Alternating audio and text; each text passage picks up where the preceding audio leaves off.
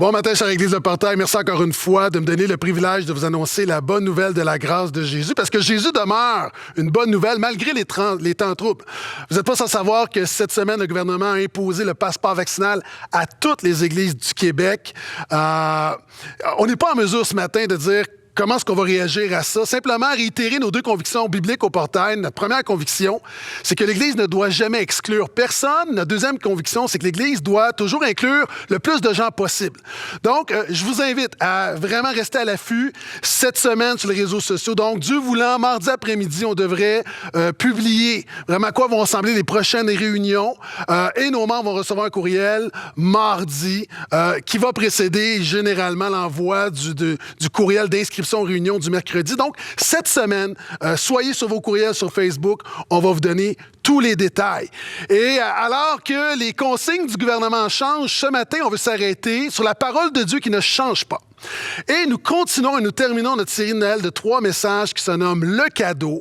Le cadeau s'appuie sur Matthieu 2,11 où les mages viennent voir bébé Jésus à la maison et vont lui offrir de l'or, de l'encens et de la myrrhe. Et on a vu que l'or, on lui offre de l'or parce qu'on reconnaît la royauté de Jésus. Jésus est le Messie, le Christ, il est le roi des rois. On lui offre de l'encens parce qu'on reconnaît qu'il est notre médiateur, qu'il est Dieu. Et la myrrhe est un cadeau particulier. Lorsqu'on offre de la myrrhe, c'est un peu comme si tu offrais, dans un shower de bébé, tu offrais des pré-arrangements funéraires. C'est comme si tu arrivais avec un cercueil dans un shower de bébé, au lieu d'un sac de couche. C'est comme si tu arrivais avec une urne. La myrrhe, c'est la mort en cadeau. La myrrhe, c'est reconnaître que non seulement Jésus est le roi, il est Dieu, mais que Jésus est le Messie qui est né pour mourir. La myrrhe vient d'une résine, et c'est une résine très odorante, qu'on utilisait comme du parfum, mais qu'on utilisait également pour embaumer les morts. Et on le voit lorsque Jésus, on l'amène dans le tombeau, on amène des aromates avec de la myrrhe. Lorsque Jésus est à la croix, on veut lui offrir du vin mélangé avec de la myrrhe. La myrrhe était une sorte de narcotique faible, une sorte d'analgésique, donc pour l'aider à passer au travers les souffrances. Et Jésus refuse cette drogue pour pleinement subir la croix. Donc, la myrrhe, lorsque les mages offrent la myrrhe à Jésus, c'est la mort en cadeau qu'on lui offre.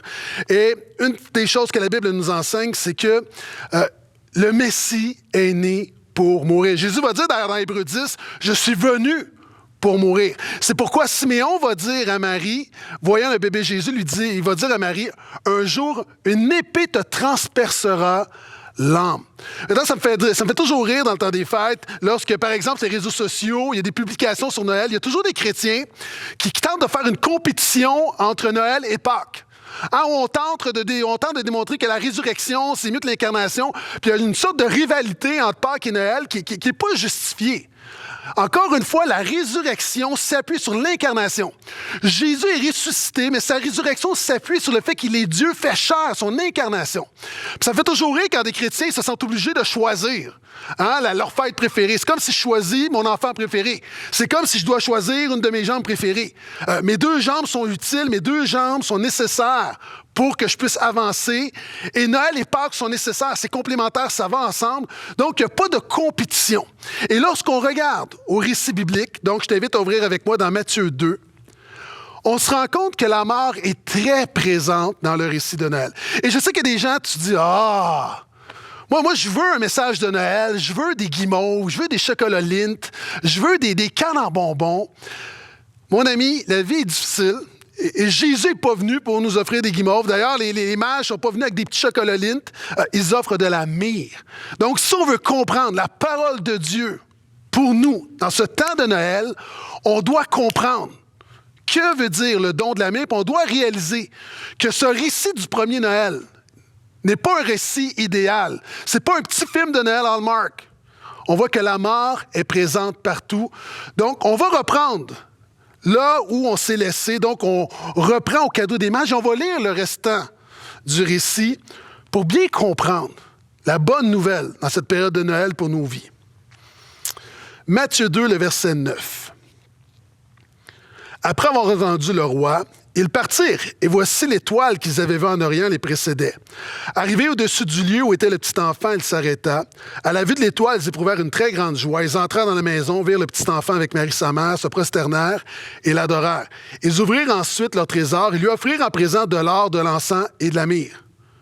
On connaît cette portion-là. Maintenant, c'est important. Un texte hors de son contexte, c'est un prétexte. Regardons la suite. Puis, divinement avertis en songe de ne pas retourner vers Hérode, ils regagnèrent leur pays par un autre chemin. Après leur départ, un ange du Seigneur apparut en songe à Joseph et dit « Lève-toi, prends le petit enfant et sa mère, fuis en Égypte et reste-y jusqu'à ce que je te parle, car Hérode va rechercher le petit enfant pour le faire périr. Il veut que Jésus soit mort. » Il y resta jusqu'à la mort d'Hérode afin que s'accomplisse ce que le Seigneur avait déclaré par le prophète « J'ai appelé mon fils hors d'Égypte. » Quand Hérode se vit jouer par les mages, sa fureur fut extrême. Il envoya tuer tous les enfants de 2 ans et au-dessous qui étaient à Bethléem et dans son territoire d'après l'époque qui s'était fait préciser par les mages. Alors s'accomplit ce qui avait été annoncé par le prophète Jérémie. Une voix s'est fait entendre à Rama, des pleurs et beaucoup de lamentations. C'est Rachel qui pleure ses enfants. Elle n'a pas voulu être consolée parce qu'ils ne sont plus. Bethléem était un petit village et les spécialistes évaluent environ une 20aine d'enfants qui ont été tués ce jour-là. Une 20aine d'enfants en bas de 2 ans. Et ce qui nous aide à comprendre que Jésus avait à peu près 2 ans, un petit peu moins, lorsque les mages sont venus le voir à la maison. Et Hérode, pour se débarrasser du Messie, fait tuer tous les enfants. Donc, ne prend pas de chance. De Bethléem, en bas de 2 ans, c'est une 20aine. Certains vont dire, c'est pas beaucoup. Un enfant, c'est déjà trop. Nous avons une présentation de bébés et d'enfants au portail dernièrement. Et on avait une 20aine d'enfants qu'on a présentés à l'Église, au Seigneur, qu'on a consacrés, on a prié pour les familles. Puis imagine, s'il arrive un drame, quelqu'un arrive, puis tous les enfants, c'est un drame incroyable. Donc, et c'est exactement ce qui s'est passé à Bethléem. Une 20aine de bébés ont été tués. Regardons ce que la parole de Dieu dit ensuite. Verset 19. Après la mort d'Hérode, un ange du Seigneur apparut en songe à Joseph en Égypte et dit « Lève-toi, prends le petit enfant et sa mère et retourne dans le pays d'Israël, car ceux qui en voulaient à la vie du petit enfant sont morts. » Tu vois comment la mort est partout. Joseph se leva, prit le petit enfant et sa mère et rentra dans le pays d'Israël. Mais quand il a appris qu'Archélaüs régnait sur la Judée à la place d'Hérode, son père, il craignit de s'y rendre, et divinement averti en songe, il se retira dans le territoire de la Galilée et vint demeurer dans une ville appelée Nazareth, afin que s'accomplisse ce qui avait été annoncé par les prophètes, il sera appelé Nazaréen. Les cadeaux des mages illustrent leur foi que Jésus est le divin Messie né pour mourir. La Bible enseigne 7 raisons pour lesquels le divin Messie devait absolument mourir. Et ce texte-là, pour le comprendre, tu dois comprendre que Jésus est né pour mourir et Jésus devait mourir pour 7 raisons. Et la première raison pour laquelle Jésus devait mourir, c'est que Jésus doit mourir pour accomplir les prophéties. À l'époque, on attendait un Messie. Le Messie, c'est un envoyé de Dieu, un envoyé divin spécial qui a la capacité de régler tous les problèmes. J'apprécie lorsque j'ai un problème avec ma connexion Internet ou avec ma télévision, on appelle Vidéotron ou Bell et on peut maintenant régler le problème à distance. Sans venir à la maison, on peut prendre possession de tes appareils, de tes instruments et on peut régler le problème. Mais il y a des problèmes qu'un technicien doit se déplacer. Un bris matériel, tu ne peux pas le régler à distance, tu dois te présenter. Dieu aurait pu régler le problème de l'humanité à distance, mais le problème est tellement grave que Dieu a dû se présenter lui-même. C'est pourquoi Jésus est Dieu avec nous. La prophétie d'Ésaïe 7,14. Maintenant, je vais faire une parenthèse. Noël nous rappelle que Jésus est Dieu avec nous. Et je veux te rappeler que, à toi qui m'écoutes, même si tu n'es pas près de Jésus, Jésus est avec toi. Il y a des gens présentement, à cause des circonstances, à cause de plein de choses, tu es loin de Dieu maintenant. Et souvent, tu vois ta vie spirituelle comme tu la qualifies simplement parce que tu dis « je suis loin de Dieu ». La réalité, c'est qu'alors que tu es loin de Dieu, je te rappelle que Jésus est près de toi. Jésus, il est là. Jésus, il t'attend. J'aime cette histoire de ce couple qui décide de se louer une décapotable, donc une identique à celle qu'ils avaient lorsqu'ils se sont mariés. Puis dans la voiture, alors qu'ils se promènent, une belle journée d'été, l'épouse regarde son mari et elle dit « Je me rappelle, il y a 40 ans, on était là, dans la voiture, puis je devrais regarder de l'autre côté, hein. On était là dans la voiture, puis On était tellement amoureux, on était tellement proches, on était collés, il y a tellement d'intimité entre nous deux, tellement d'affection. Puis j'aimais être à côté de toi, puis c'était le bon temps. Le mari la regarde et lui dit, chérie, moi, j'ai pas bougé. Et la réalité, si t'es loin de Dieu présentement, je veux juste te rappeler que Jésus n'a pas bougé. Jésus, il est encore là, accessible. C'est le message de Noël. Donc, on attendait le Messie, mais il y a tellement de problèmes dans le monde qu'on attendait 3 Messies. Les Juifs n'attendaient pas un Messie, mais 3 Messies.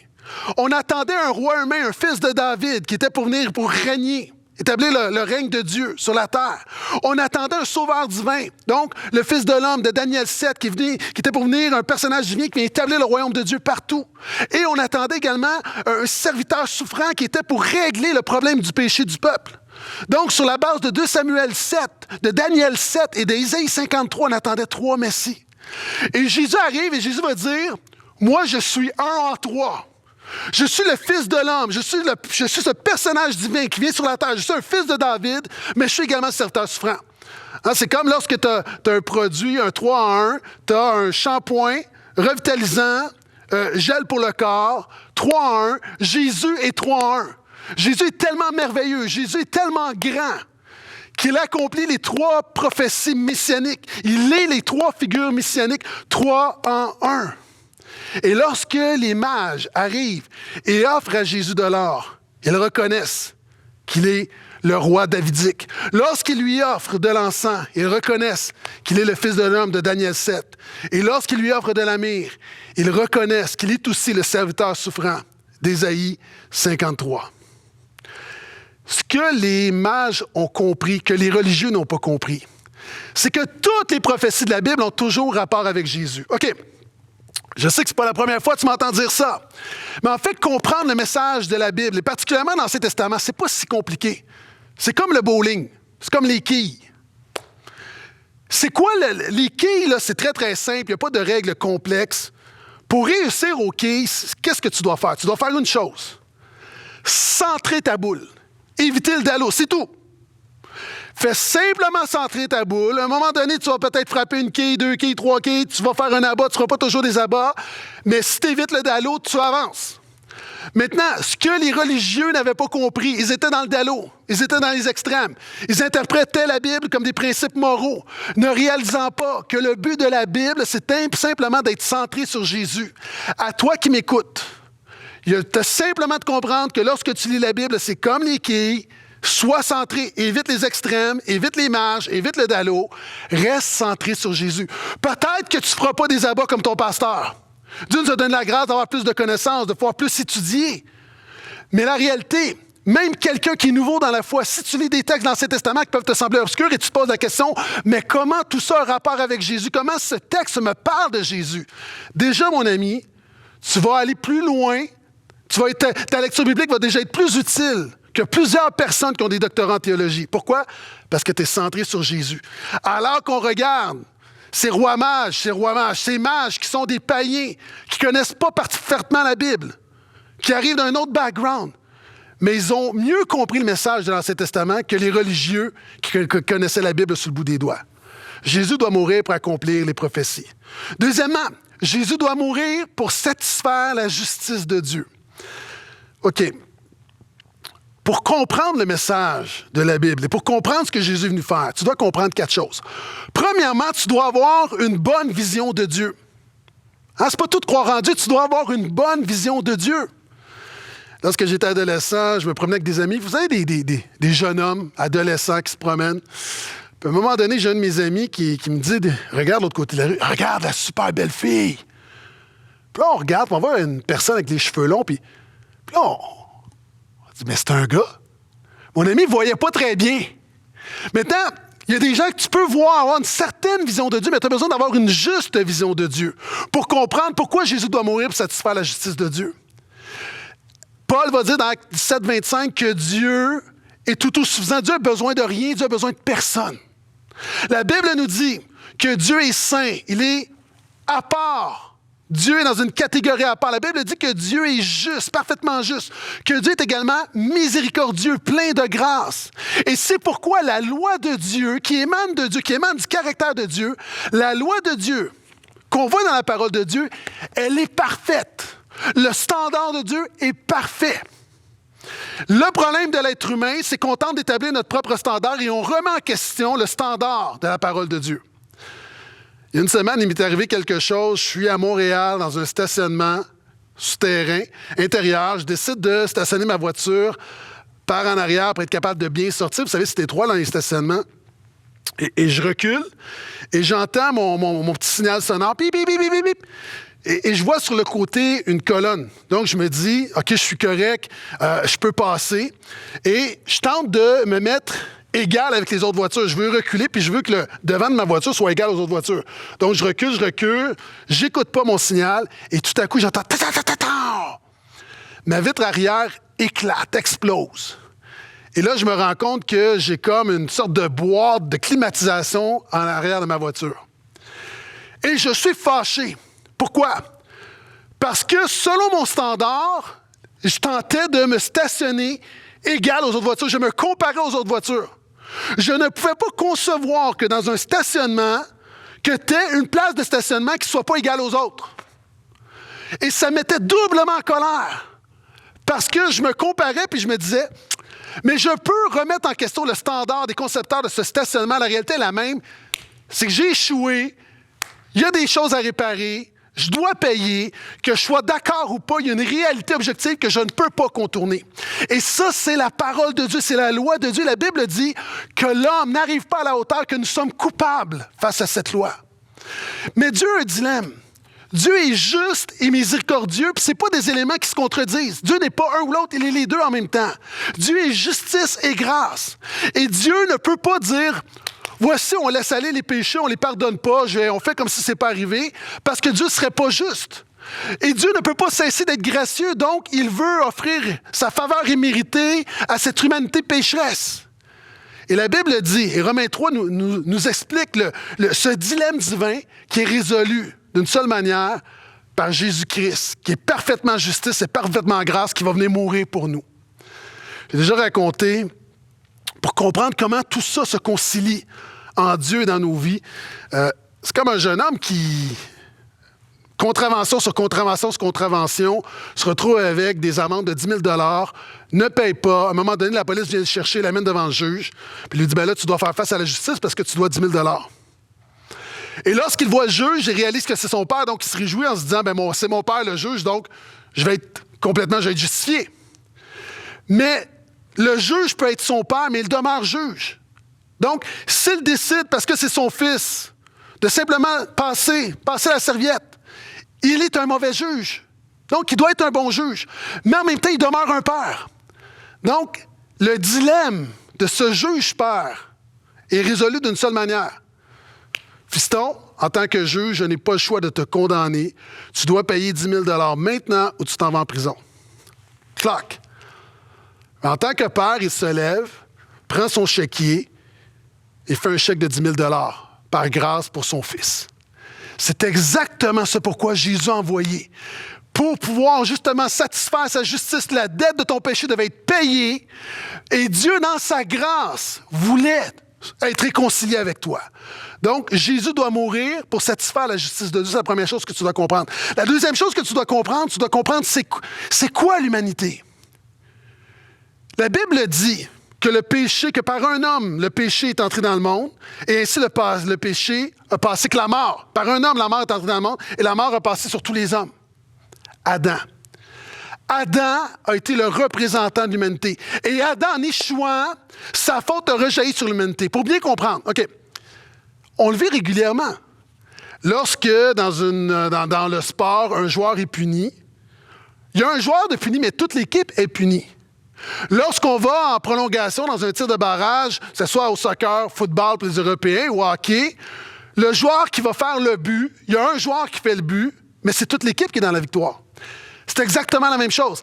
Adam était le capitaine de l'humanité, il a désobéi et il a mis l'humanité dans le trouble. Et ça, tu dois le comprendre. Et par la faute d'Adam, ça amène 3 C dans nos vies. Ça amène la culpabilité, ça amène la corruption, ça amène le cercueil. Le péché d'Adam amène la culpabilité. Tous ont péché, sont privés de la gloire de Dieu. Nous sommes tous coupables. Ça amène la corruption. Nous avons une nature pécheresse rebelle à Dieu. Et ça amène le cercueil, ça amène la mort. Le salaire du péché, c'est la mort.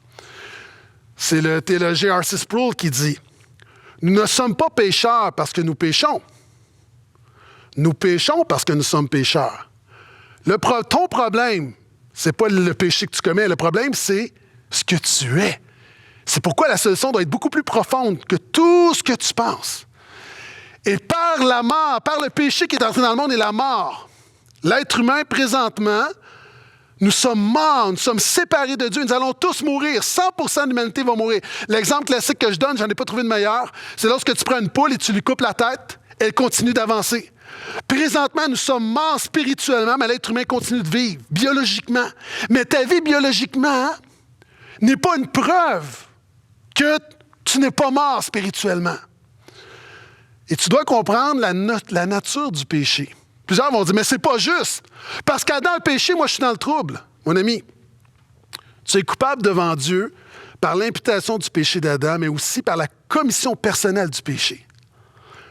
Quelqu'un dit, c'est pas juste, je vais dire, parfait, arrête de pécher. Essaie de gagner ton salut par toi-même. Ça ne fonctionne pas. Donc, le péché d'Adam, non seulement nous sommes coupables de son péché qui rejaillit sur nous parce qu'il est notre capitaine, mais nous sommes aussi fondamentalement responsables parce que nous péchons nous-mêmes continuellement. Lorsque j'ai une chicane avec mon épouse, en 2 minutes, je peux briser 12 commandements bibliques, sans le savoir, ou sans le savoir. Du moins, penser que j'en brise 1 ou 2, mais en fait, j'en brise beaucoup plus. C'est comme un alcoolique. Imagine un alcoolique qui prend sa voiture, qui a bu, qui est complètement ivre, qui prend sa voiture, qui frappe un enfant, qui tue un enfant. Imaginons qu'on l'amène devant un juge, encore une fois, que son avocat va plaider le fait, oui, mais c'est pas de sa faute. Parce que son père est un alcoolique, puis son grand-père est un alcoolique, puis c'est dans ses gènes, puis il n'est pas responsable. Est-ce que nous allons dire que c'est pas de sa faute? On va dire non. OK, l'alcoolisme de ton père, de ta famille, peut nous aider à comprendre ton alcoolisme, mais n'excuse pas ton alcoolisme.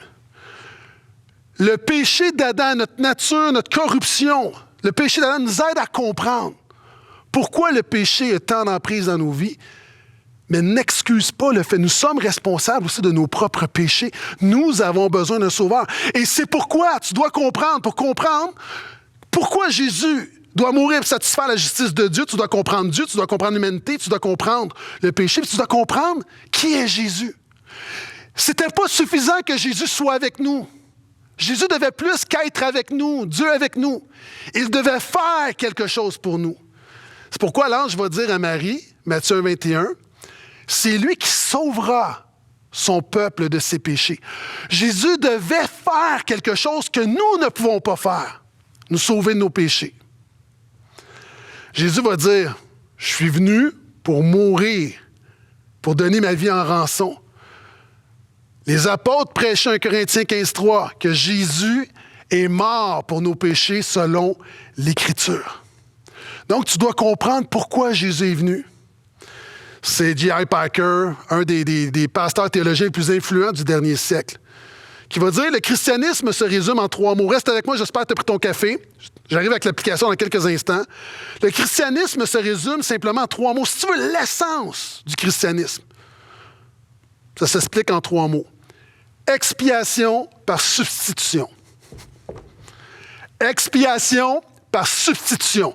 Jésus est venu expier ton péché, régler, pardonner, libérer du péché, t'affranchir du péché. L'expiation, comment est-ce qu'il s'y prend? Par substitution, en prenant ta place à la croix. C'est pourquoi la Bible dit que lorsque Jésus était à la croix, lui qui était sans péché, il est devenu péché. Il y a eu un transfert afin qu'en lui, tu deviennes justice de Dieu. Ton péché lui a été imputé, sa justice t'a été imputée. C'est pourquoi Jésus devait mourir pour satisfaire la justice de Dieu. Ça amène une 3e étape. Jésus doit mourir pour s'identifier totalement avec l'humanité. Noël, c'est l'incarnation de Jésus. Il y a des mots que l'Écriture emploie, mais c'est important de comprendre ça veut dire quoi. La Bible dit que la parole a été faite chair. C'est quoi l'incarnation? C'est que Dieu c'est 3 personnes. Nous croyons à un Dieu existant éternellement en 3 personnes, le Père, le Fils et le Saint-Esprit dans une parfaite unité relationnelle. Je le répète continuellement. La deuxième personne de la Trinité, le Fils, la parole, a été faite chair. Ça veut dire quoi? La Bible dit que Jésus s'est dépouillé. L'incarnation n'est pas une soustraction. Jésus n'a pas enlevé la divinité. C'est une addition. Quand la Bible dit dans Philippiens que Jésus s'est dépouillé, ça veut juste dire que Jésus, pleinement Dieu, il a ajouté la nature, il a pris la nature humaine.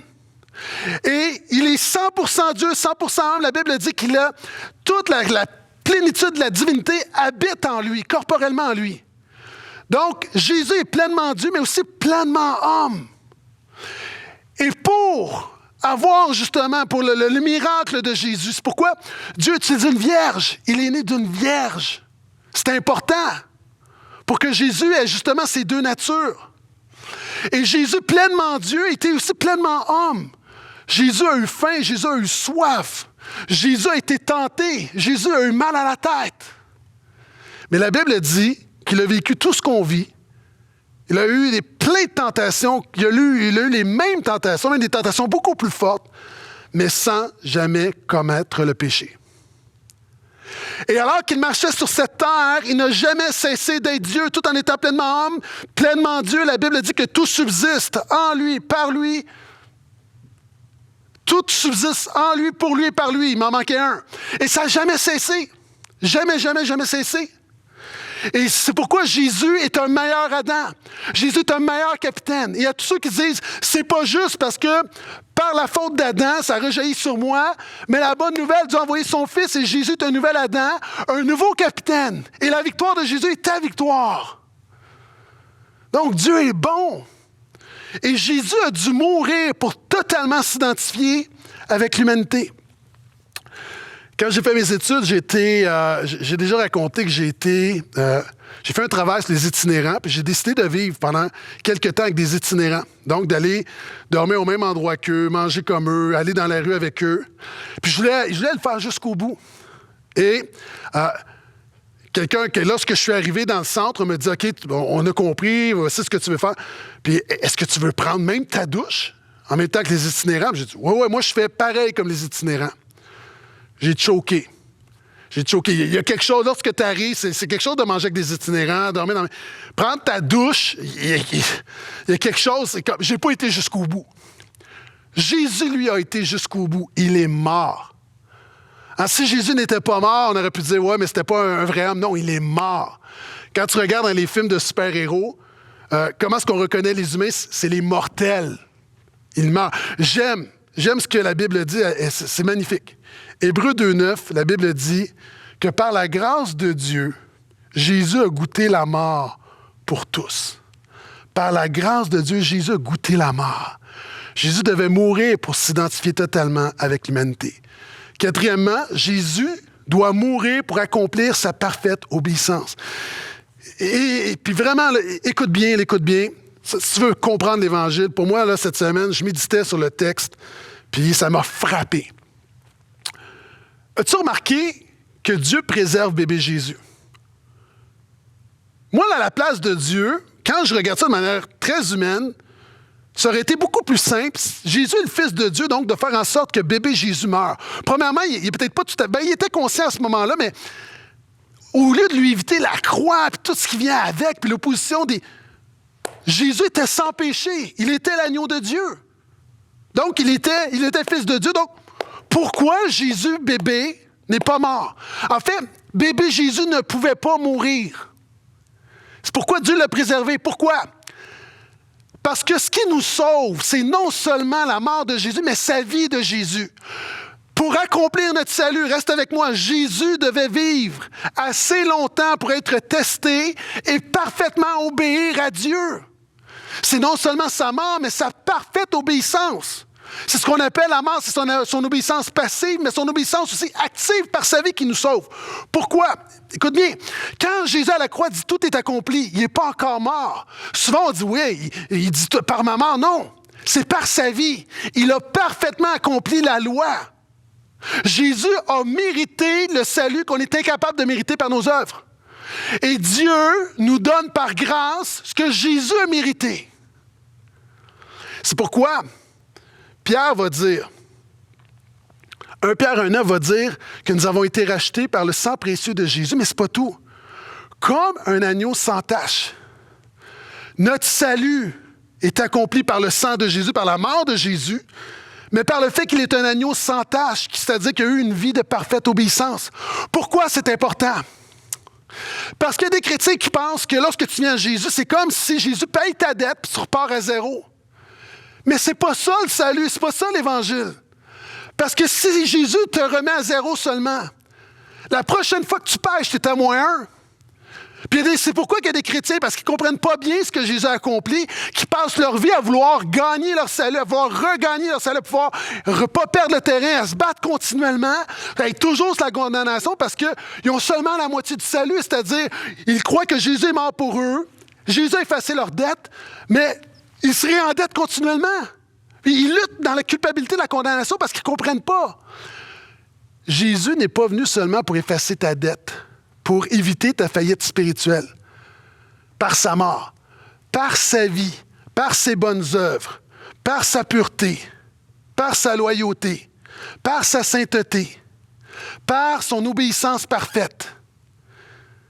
Quand tu viens à Jésus, Dieu non seulement efface ton péché, mais prend tout l'œuvre de Jésus et te le crédite dans ton compte.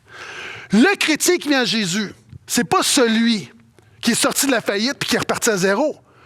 C'est que Jésus a effacé ta dette, mais il a mis 1 milliard dans ton compte. C'est pourquoi quand tu es infidèle, quand tu pêches, tu viens devant Dieu puis tu es totalement accepté, puis Dieu entend tes prières, puis tu es agréé de Dieu. Pourquoi? Parce que tu es en Jésus, et en Jésus, tu es un milliardaire. Si je dépose 1 milliard dans ton compte de banque et je te défie de le gaspiller, mon ami, je pense que c'est très, très difficile de venir à bout d'1 milliard. Tu vas être capable de flober des millions, mais 1 milliard, c'est tellement d'argent. Et tu as besoin de comprendre que ce que Jésus a fait, tu as tellement un crédit devant Dieu que tu ne peux pas en venir à bout. C'est l'œuvre de Jésus. C'est pourquoi Jésus ne pouvait pas mourir bébé. Parce qu'il devait accomplir sa parfaite obéissance. C'est pourquoi la Bible appelle ça la justification par la foi. C'est-à-dire, non seulement tu n'es plus injuste, mais Dieu te déclare juste, il l'impute. Il te donne la justice de Jésus.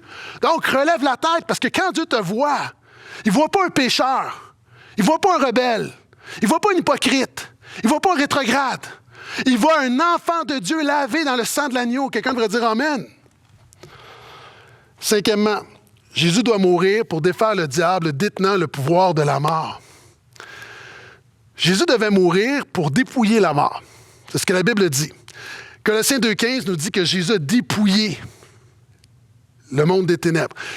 Présentement, c'est très à la mode. Il y a une série notamment, là, je ne la nommerai pas, mais une série où on va faire une hold-up dans une banque en Espagne. Puis il y a plein de films. Je ne nommerai pas, mais ça commence par Casa, ça finit par De Papel, OK? Puis il y a plein de films où il y a des hold-up. Puis on se rend compte dans ces films-là, le défi, c'est pas de rentrer. C'est pas de rentrer dans la banque. C'est jamais ça le défi. C'est facile de rentrer dans une banque. À la limite, tu peux rentrer dans la banque, tu peux te rendre à l'argent. Le défi, c'est jamais ça. Le vrai défi, c'est de sortir avec l'argent. Jésus est mort.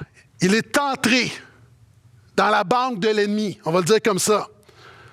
Ça, n'importe qui peut le faire. Maintenant, on va tous mourir. C'est facile de rentrer dans la mort.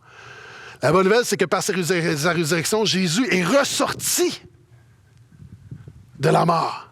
Donc, par sa mort, la mort était nécessaire pour permettre sa résurrection, pour amener une victoire totale sur le diable qui détient le pouvoir de la mort. Hein? Hébreux 2, 14, 15 va dire que Jésus a été fait chair, l'incarnation de Noël. Hein? Pourquoi? Afin d'écraser celui qui détenait le pouvoir de la mort, c'est-à-dire le diable, et ainsi libérer tous ceux qui étaient retenus par peur de la mort sous le joug de l'esclavage. Noël nous rappelle sur le plus grand des cadeaux.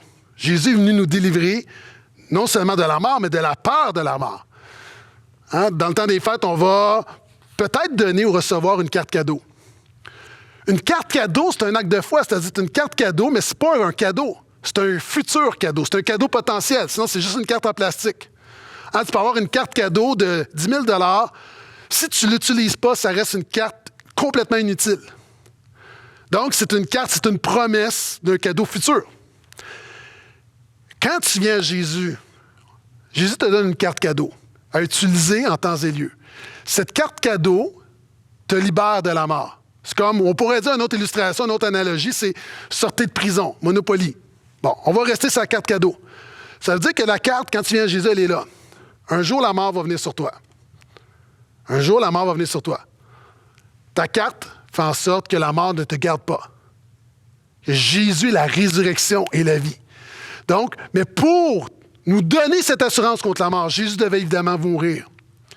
Sixièmement, Jésus doit mourir pour démontrer l'amour de Dieu.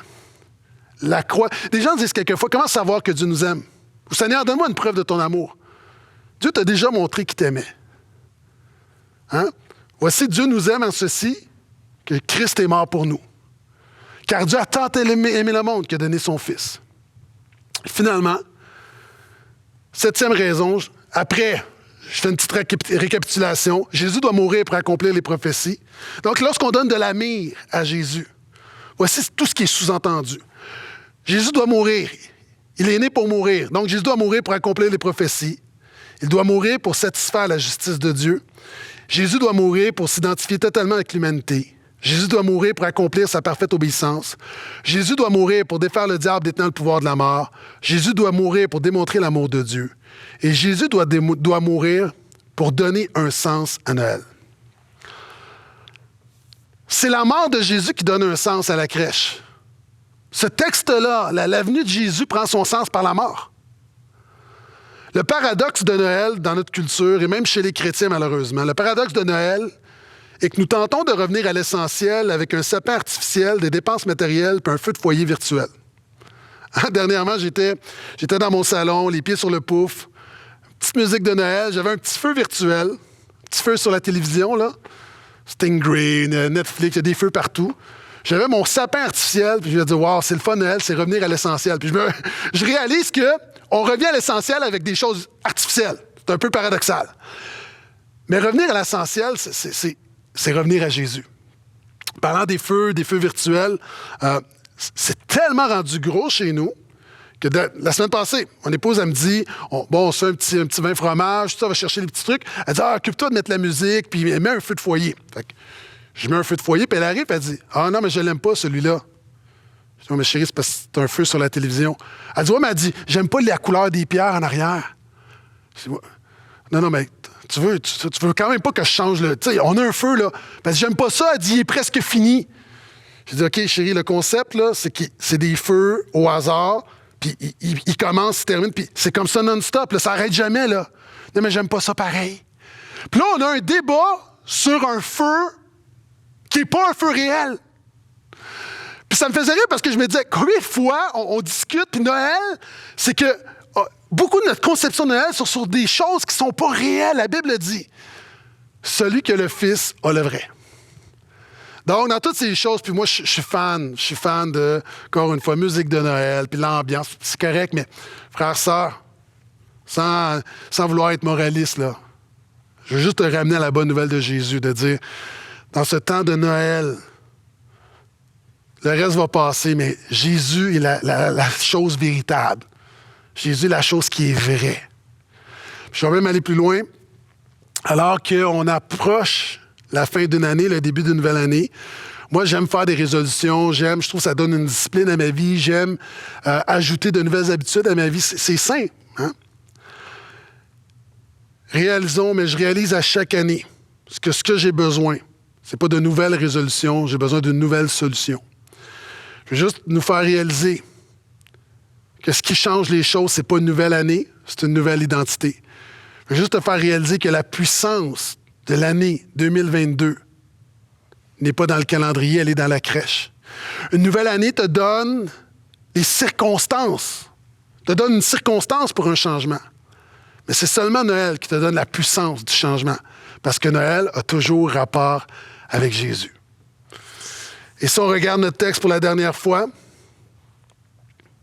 regardez, quel est le plus grand cadeau que les mages ont offert. La Bible dit, « Ils entrèrent dans la maison, virent le petit enfant, verset 11, avec Marie sa mère, se prosternèrent et l'adorèrent. Ils ouvrirent ensuite leur trésor et lui offrirent en présent de l'or, de l'encens et de la myrrhe. » C'est quoi le plus grand cadeau selon toi? Le cadeau qui a le plus de valeur? Est-ce que c'est l'or? Est-ce que c'est l'encens? Est-ce que c'est la myrrhe? Le plus grand cadeau, ils l'ont offert en premier. C'est lorsqu'ils se sont prosternés et qu'ils ont adoré Jésus. C'est lorsqu'ils ont offert leur cœur à Jésus. Donc, frères, sœurs, amis, dans cette période de Noël, je veux t'encourager à donner ou redonner ton cœur à Jésus, qui est le plus grand des cadeaux. Et à toi qui se sens indigne, j'aimerais te rappeler, et je le rappelle encore une fois, ces mages ne sont pas des super chrétiens. Ces mages sont des sorciers païens impurs. Okay? Les mages sont des sorciers, c'est des païens. Okay? Ils sont dans une religion démoniaque. Puis selon la loi, selon la religion, ils sont impurs. Et regarde, ils offrent leur cœur à Jésus et Dieu sourit. Et Jésus accepte. Donc, ne dis pas « je suis trop impur », ne dis pas « je ne suis pas assez digne », ne dis pas « je suis trop loin », ne dis pas « je ne mérite pas ». Si ces hommes ont offert leur cœur à Jésus, tu peux offrir ton cœur à Jésus. Donc, dans cette période de Noël, c'est ce que je te souhaite. La mort en cadeau, c'est la myrrhe qu'ils ont offert à Jésus, mais c'est surtout de réaliser que Jésus a offert sa mort pour nous tous. Je termine en te disant quelque chose de très contre-culturel. Je vais dire quelque chose qu'on n'a plus le droit de dire dans notre société, quelque chose qui est très tabou, mais quelque chose que je dois dire, quelque chose qui donne vraiment un sens à toute cette saison. Joyeux Noël. Joyeux Noël. Pas joyeux Noël. Joyeux Noël. Joyeux Noël. Noël, c'est le Messie qui est né pour mourir. Seigneur, merci. Merci pour cette saison où on peut s'arrêter sur la venue de Jésus, sur son incarnation, sur le fait que Dieu a été fait chair. Merci également que Noël pointe vers Pâques. Père, alors qu'on réalise que nous avons besoin d'un sauveur, merci pour le sauveur qui est venu, pour le Christ, pour le Seigneur qui est venu. Merci pour Jésus, le nouvel Adam. Le salut qui est, ce Jésus qui offre encore le salut, qui nous a acquis le salut. Et le salut est encore disponible pour celui et celle qui se repent, qui met sa foi dans l'œuvre de Jésus. Merci pour ce Jésus parce que le salut ne se trouve en aucun autre. Aucun autre nom n'a été donné sur la terre et dans les cieux par lequel nous puissions être sauvés. Donc, merci d'avoir envoyé ton Fils. Non seulement il est venu pour vivre, il est venu pour mourir. Donc, dans cette période de Noël, nous voulons, Seigneur Jésus, nous voulons t'offrir nos cœurs, nous voulons t'offrir nos vies, nous voulons se prosterner, nous voulons t'adorer. Et nous réalisons que la puissance de l'année 2022 se trouve dans la crèche. Pourquoi? Parce que Jésus, le symbole, la présence de Jésus. Donc, Seigneur Jésus, agis dans nos vies. Alors qu'il y a plusieurs défis auxquels on a fait face dans la dernière année, plusieurs défis se dresseront devant nous dans la prochaine année. Mais nous sommes confiants, nous sommes dans la paix, nous sommes dans la joie parce que tu marches avec nous. Donc, je te prie de bénir mes frères et mes sœurs, je te prie de nous protéger durant ce temps des fêtes, je te prie de nous donner un temps des fêtes, Seigneur, par ta grâce, avec nos bien-aimés, que ce soit un temps ressourçant, que ce soit un temps bénissant, édifiant, que tu puisses appeler les croyants à être une lumière là où tu nous places, que tu puisses nous protéger alors qu'il y aura des déplacements, alors qu'il y a encore un virus qui circule. Protège ton peuple, protège nos maisons, protège les gens autour de nous. Et donne-nous la grâce de saisir l'opportunité de cette saison pour revenir, être mieux centré sur toi, pour te laisser faire une œuvre dans nos vies. Donc, à toi la gloire. Merci. Père, on te prie dans le nom de Jésus. Amen.